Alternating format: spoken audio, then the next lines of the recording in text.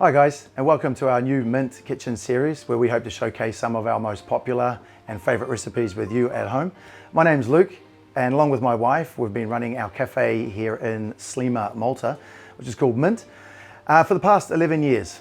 Today's recipe that we're going to begin with, the initial one, is going to be banana bread. It's been a true cafe favourite from the very beginning since we've been making this. And to me, it's the quintessentialness of a cafe. When you walk in, you smell the freshly roasted beans. The sweet smell of banana bread in the cafe smells to me like a proper cafe. So we thought it essential that we'd start with this recipe today. It's a real cafe favorite, as I said. So first of all, I'll run through the list of ingredients that we'll have with you. We have our wet ingredients here. We have 370 mils of vegetable oil. Now we have 5 eggs, 2 teaspoons of vanilla essence. A little bit later, we're going to use a bit of cinnamon and a bit of honey. And our dry ingredients today, we have 510 grams of plain flour, 2 teaspoons of baking powder, and 230 grams of brown sugar. It's important it's soft, light brown sugar as well. We try to steer clear of white sugar or any other sugars as well, but the brown sugar is a lovely addition to the recipe. So obviously we need bananas. Bananas is an essential part of banana bread. We're going to have 6 bananas. So we're going to have 5 of them we're going to mash up later. We'll keep one of these for a bit later on. A little bit of a trick up my sleeve for later for that. I'll show you that. Important, guys, when you're choosing the bananas as well, the darker the better.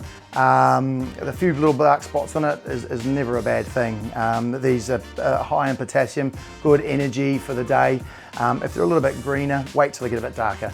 Ultimately, if they're the darker, the better. And if they're too dark, you can always, if you've got 2 or 3, you haven't quite got 6, you can always chuck them in the freezer. And then when you've got 6 together, you can defrost them, mash them up, and they honestly make the best banana bread ever. Anyway, first things first, we're going to begin with our bowl. We've got a large bowl here. I'm going to go in with our vegetable oil. Important to choose a non-flavoursome oil, as in what I mean is a vegetable oil has a low flavour content. Same with sunflower or soybean oil. It's important not to use olive oil or extra virgin and so forth. We've got our 2 teaspoons of vanilla essence. Nice addition to the banana bread. We go into the bowl with that. And we've got 5 eggs. These eggs are roughly around 60 to 70 grams eggs. So the average size egg basically in here. So we'll mix these into a bowl.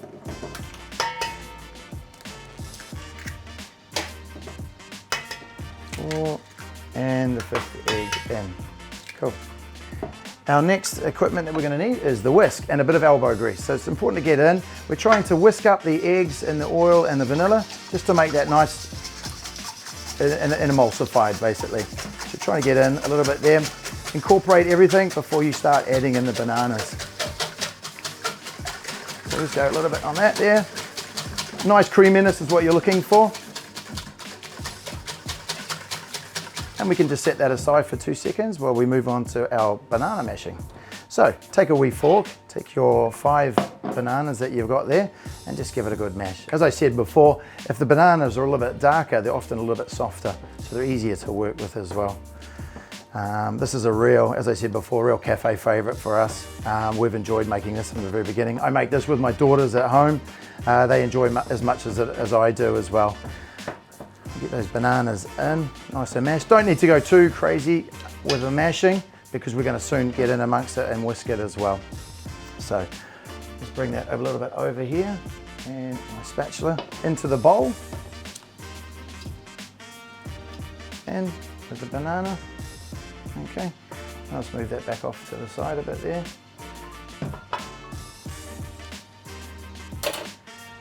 And now we're going to go a little bit hard out now with the whisking of this. What we want to try to do is, whilst we're also whisking in all the ingredients, we're kind of still mashing the bananas as well, which is a really nice thing. So you're kind of building that emulsification there and get stuck in a bit now. And we're aerating the ingredients as well, which is a really important thing. It'll add to a nicer, lighter banana bread in the end as well. And then when it's important as well, while you've got that, we go in with our brown sugar, soft light brown sugar. As I said before, the soft light brown sugar adds more of a caramel flavour to your banana bread as well, as opposed to the white sugar. Slightly unhealthier as well, but brown sugar is really good for you. This is a great breakfast. We love having banana bread in the mornings. We can always make it and then sort of cut slices and freeze it as and when you need it and defrost it. Kids' school lunches, little snacks afternoons, and so forth. So And with our dry ingredients, so we've got our 510 grams of plain flour, our sieve, and just sieve that in over the bowl. Nice to, again, you're aerating that flour as well when you're sieving, so it's important to do that. And we're also going to sieve in our baking powder as well. So I'll tap there, 2 teaspoons of baking powder in and off. Okay. And again, it's still okay to use the whisk to incorporate your ingredients. So I'm going to use the whisk to fold. Normally you'd use a spatula and so forth, but I think it's still okay to use a whisk to fold your ingredients. So you're going in and around the bowl, scraping down the sides as you go, going up and over. Turn the bowl around a little bit and whisking until you're kind of getting that all the flour and the baking powder incorporated into your wet ingredients. Basically, scrape down the sides and just give it one last little go into as well. And nice, and then you're left with like a lovely creamy, soft batter. Okay. Right, my other little top tip I've got for you for today, I'll just show you, is, I forgot to tell you in the beginning as well, this is a 2-pound loaf tin. So we've got a 2-pound loaf tin. You could easily adapt this recipe to a 1-pound loaf tin if you just halve the ingredients, along with the halving of the baking time as well. This 2-pound loaf tin takes an hour and a half, so 90 minutes to bake. A 1-pound loaf tin would probably take about 45 minutes to an hour. You could always check it with a skewer test, as in you take a wooden skewer in and out. If the skewer comes out dry, then you're pretty much good to go. So my last top tip for you guys at home here that we use at the cafe all the time is to line your banana loaf tin. 2-pound loaf tin, as I said. We're going to work out this as in going up the sides of your loaf tin, like that, and fold in. So we fold in to go up the side, okay, like so. And then we just use a wee knife just to cut down the edges of this here.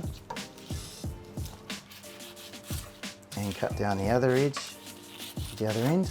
And then you just easily work out the same width of the loaf tin here on the other side. And then we just also fold that over here as well.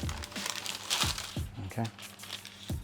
Super easy and super simple thing to use. It's a real easy, quick tip for you guys at home as well. It makes life a lot easier when you're lining your loaf tins, as opposed to sort of crunching them in there and hoping for the best. I'll show you what I mean. And we'll just pop this in, push down in the middle. The sides should wrap around the back. That's it, like so. And with the oil that you've added onto the side of the loaf tin as well, it makes the life easier for the parchment paper to stick to the side as well. Okay, and around.